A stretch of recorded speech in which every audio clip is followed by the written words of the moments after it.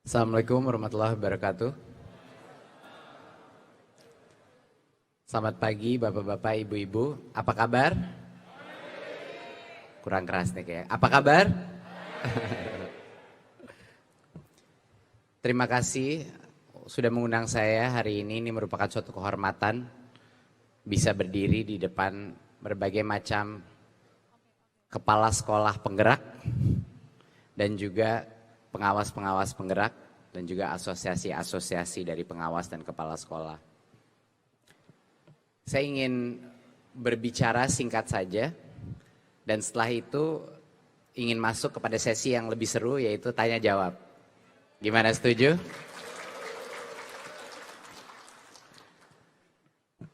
Karena topik saya hari ini adalah kepemimpinan ya. Kepemimpinan 2.0 lah bisa dibilang. Bagaimana kita bisa merubah pemikiran kita sebagai pemimpin di masa yang baru ini. Karena itu pemimpin harus berani ditanya. Harus berani diinterogasi. Makanya saya mungkin bicara hanya 5-10 menit. Langsung saya monggo diinterogasi sama bapak-bapak, ibu-ibu. Kita menghadapi tantangan yang luar biasa beratnya. Era teknologi membuat perubahan yang begitu cepat. Kita tidak mungkin bisa memprediksi semua jenis perubahan apa yang dihadapi. Tapi tantangan kita bapak-bapak, ibu-ibu adalah kita di dalam dunia pendidikan. Dunia pendidikan itu secara otomatis orientasinya ke masa depan, benar nggak? Jadinya kita harus bisa pintar-pintar menebak pada saat anak-anak ini sudah masuk ke dalam dunia nyata, dunia kerja, dunia profesi, seperti apa sih kebutuhan mereka? Bagaimana mereka akan bisa tumbuh dan sukses? Ini hal yang sangat rumit. Jadi ada beberapa hal yang saya nggak yakin, ada beberapa hal yang saya yakin. Yang saya nggak yakin itu adalah seperti apa industri akan menjadi seperti apa. Saya nggak yakin seperti apa ekonomi kita. Itu bisa bermacam-macam permutasinya. Tapi yang saya yakin adalah apa kompetensi-kompetensi yang akan paling berguna untuk perubahan apapun. Kayaknya bapak-bapak, ibu-ibu di sini juga udah tahu itu kompetensi itu apa. Kita dalam hati kita masing-masing itu udah tahu. Dalam pergerakan kita setiap hari kita tahu inilah yang kita cari dalam tim kita. Inilah yang kita cari dalam bawahan kita, peer kita, dan atasan kita. Apa sih kompetensi-kompetensi itu? Biasanya depannya ada C-nya kalau bahasa Inggrisnya. Ya. Creativity, kolaborasi, kalau bahasa Indonesia pakai K. Communication, critical thinking, computation logic, cara berpikir secara matematis, secara saintifik. Dan juga jangan lupa compassion, kebatinan, compassion kepada sesama. Ini mungkin kompetensi-kompetensi yang akan terpenting yang harus kita bentuk bukan hanya kepada murid-murid kita, tapi kepada guru-guru kita dan juga pemimpin-pemimpin sistem pendidikan kita. Ada beberapa hal mengenai kepemimpinan yang saya ingin bicarakan. Dan ini dari pengalaman saya sendiri memimpin organisasi sebelumnya dengan lebih dari 2 juta member di seluruh Indonesia. Jadi ada beberapa hal yang saya pelajari dan ingin saya terapkan juga di dalam teori kepemimpinan di sistem pendidikan. Yang pertama adalah perubahan paradigma. Dari kementerian sampai ke dinas, pengawas sampai kepala sekolah. Saya ingin mengajak bapak-bapak, ibu-ibu merubah paradigma kepemimpinan dari tadinya itu penguasa atau pengendali atau regulator. Kita berubah menjadi paradigma kepemimpinan yang melayani. Kita semua jadi pelayan, pembantu daripada bawahan kita. Ini mungkin perubahan dasar yang terpenting sekarang. Jadi setiap kali kita melakukan meeting, setiap kali kita bertemu dengan bawahan kita, setiap kali kita berinteraksi, pertanyaan pertama adalah, apakah saya telah membantu bawahan saya mengerjakan tugasnya? Itu pertama. Yang kedua adalah untuk memfilter semua aktivitas kita, semua ucapan kita, semua keputusan kita kepada end user. End user kita siapa, Bapak-bapak, Ibu-ibu? Siswa. Jadi sebelum kita melakukan keputusan, sebelum kita mengerahkan anggaran, sebelum kita bikin acara, sebelum kita bikin pidato, pertama tanya dulu, apa dampak positifnya kepada para siswa? Kalau jawabannya tidak ada, ya jangan dikerjakan. Kalau jawabannya, wah ini baik, dampaknya adalah X, berarti dikerjakan dan dikerjakan dengan malah dikembangkan. Jadi pertanyaan itu harus ditanyakan dalam setiap, itu luar biasa, sangat membantu, sangat berguna bagi kita untuk menanyakan. Di dalam semua meeting sekarang di Kemdikbud, kita selalu menanyakan itu di awal meeting. Oke, ada ide, gagasan. Apa gunanya ini untuk, apa dampak positifnya kepada siswa? Nah, baru kalau bingung jawabannya artinya ada masalah. Kalau cepat jawabannya, oh jelas ini dampak positifnya. Berarti kita lanjutkan diskusi. Ya, itu yang kedua. Ketiga adalah kepemimpinan 2.0 ini adalah bagaimana pemimpin itu bisa menjadi lebih baik tanpa menciptakan suatu lingkungan yang aman. Aman untuk apa? Aman untuk bawahannya mencetuskan gagasan. Aman untuk bawahannya mengkritik atasannya. Aman untuk mencoba suatu hal yang baru dengan kemungkinan gagal. Saya ulang ya. Aman untuk melakukan sesuatu yang baru walaupun ada resiko gagal. Bagaimana kita sebagai pemimpin melihat suatu kegagalan atau suatu hal yang tidak berhasil, itu luar biasa pentingnya untuk menciptakan budaya inovatif di dalam organisasi kita. Kalau ada guru atau kepala sekolah yang ingin mencoba sesuatu yang baru, tapi ternyata tidak sukses atau ternyata dampaknya bukan yang diinginkan, itu jangan dimarahin. Itu malah dikasih jempol. Oh baik, kamu berani mencoba sesuatu. Nggak apa-apa, kita coba yang lain. Itu yang sangat penting. Bagaimana kita, karena Bapak Ibu, saya janji bahwa kegagalan bagi saya sendiri adalah satu-satunya guru yang selalu konsisten mengajar saya, kegagalan. Sukses itu jarang bisa belajar dari sukses. Malah dari kegagalan lah saya mendapat pelajaran yang terpenting untuk diri saya. Dan semoga ini bisa diinternalisasi. Yang keempat adalah, ada beberapa hal untuk menjadi pemimpin yang lebih baik. Kita harus menanyakan bawahan kita, peer kita, dan end user kita satu pertanyaan yang sangat penting. Gimana saya bisa menjadi pemimpin yang lebih baik? Itu pertanyaan itu. Gimana saya bisa jadi pemimpin yang lebih baik untuk Anda? Saya ingin tanyakan, seberapa sering misalnya pengawas datang kepada sekolah dan menanyakan kepala sekolah dan guru, gimana sih biar saya bisa lebih baik melayani Anda? Ajarin saya. Perbincangan itu luar biasa pentingnya dampaknya.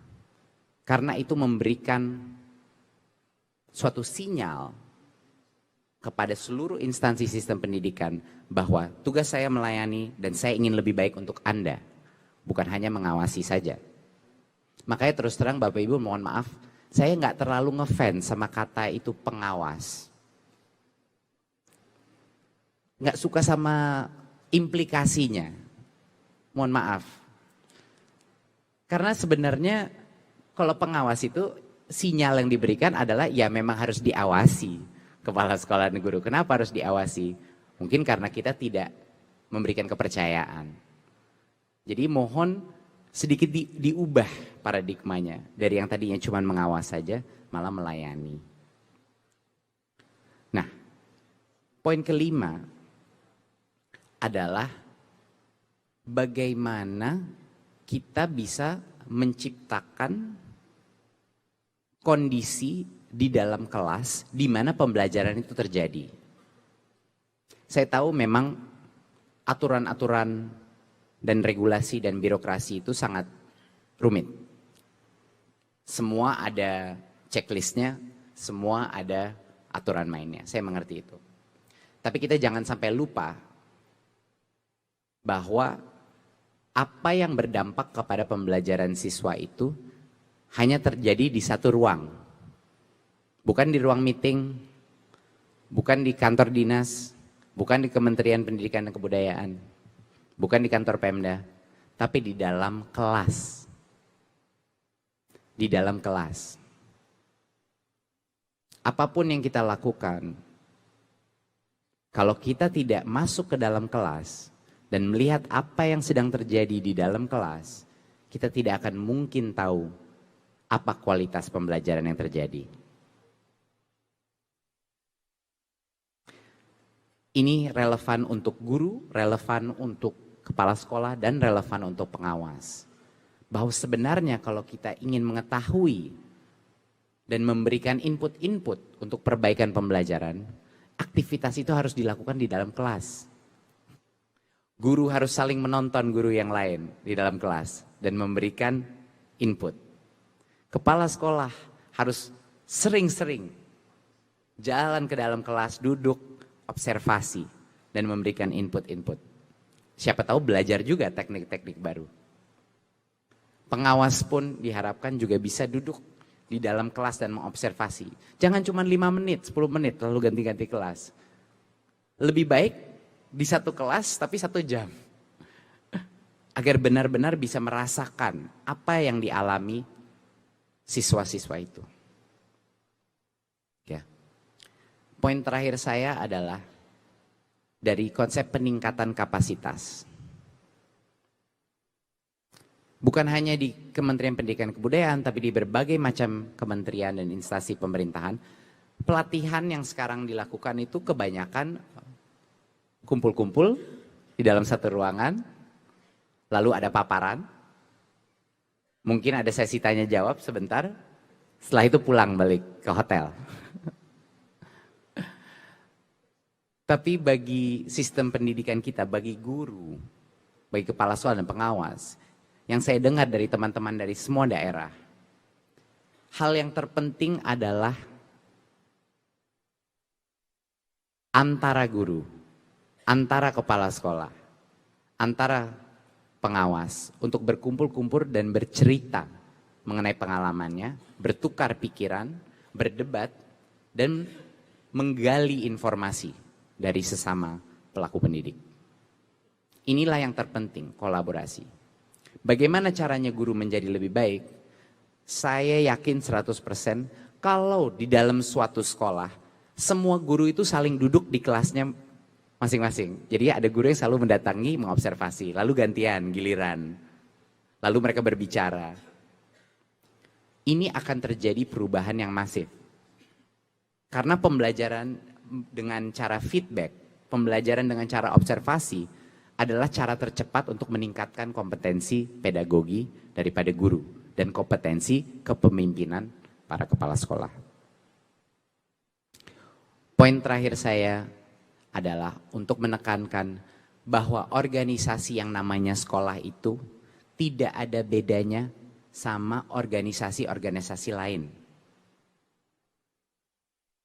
Untuk mencetak generasi berikut kita yang inovatif, kreatif, dan penuh dengan values atau moralitas, karakter. Organisasi sekolah ini harus bekerja dengan cara kreatif, inovatif, dan dengan karakter dan integritas.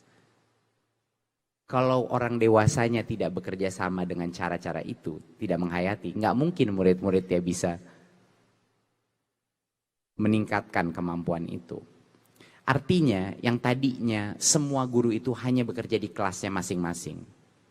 Kepala sekolah mengurusi administrasi sekolah, guru mengurus mata pelajarannya dan hanya kelasnya, semuanya terpisah-pisah, tersekat-sekat. Harus ada perubahan paradigma gimana caranya berkolaborasi di dalam suatu sekolah. Bahwa itu semua murid-muridnya dalam suatu sekolah itu bisa dibantu oleh semua guru. Guru itu harus berkolaborasi sebagai satu tim. Dan kepala sekolahnya menjadi koordinator tim tersebut. Kalau itu sekolah bekerja sebagai satu tim, berarti nggak ada yang namanya, oh ini kelas saya, oh ini kelas saya, oh ini mata pelajaran saya, bukan.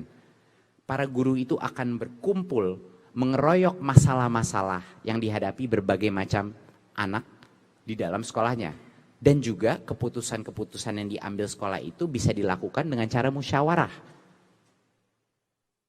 Jangan hanya keputusan satu orang, ditanya guru-guru apa yang terbaik, bagaimana kita harusnya melakukan budgeting ini, bagaimana kita harus menghandle anak yang butuh perhatian yang lebih tinggi dan lain-lain.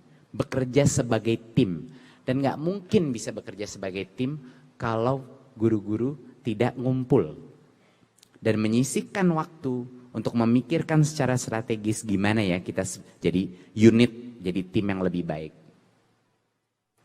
Kayak tim sepak bola lah Pak. Kalau tim sepak bola nggak ngumpul dengan coachnya, nggak diberikan feedback, nggak ada usulan-usulan gimana strateginya, ya nggak bakal menang Piala Dunia. Perbincangan itu jangan diremehkan. Perkumpulan antara guru di dalam sekolah itu jangan diremehkan. Itu kuncinya keberhasilan suatu tim.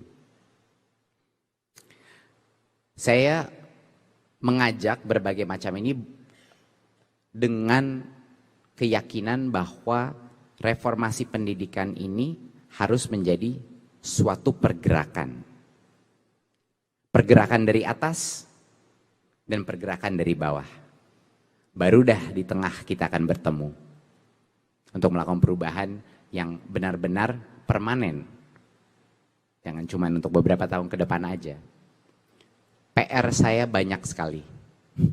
PR di Kemendikbud banyak sekali. Kitalah yang akan secara terstruktur memberikan berbagai macam kebebasan dan pelayanan yang lebih baik kepada bapak-bapak, ibu-ibu. Tapi kalau nunggu kita aja, nggak bakal nyampe dalam 5 tahun ini. Harus mulai bergerak dari bawah. Harus mulai maju untuk memerdekakan sistem pelajaran kita dan memerdekakan siswa-siswi kita se-Indonesia. Terima kasih. Assalamualaikum warahmatullahi wabarakatuh.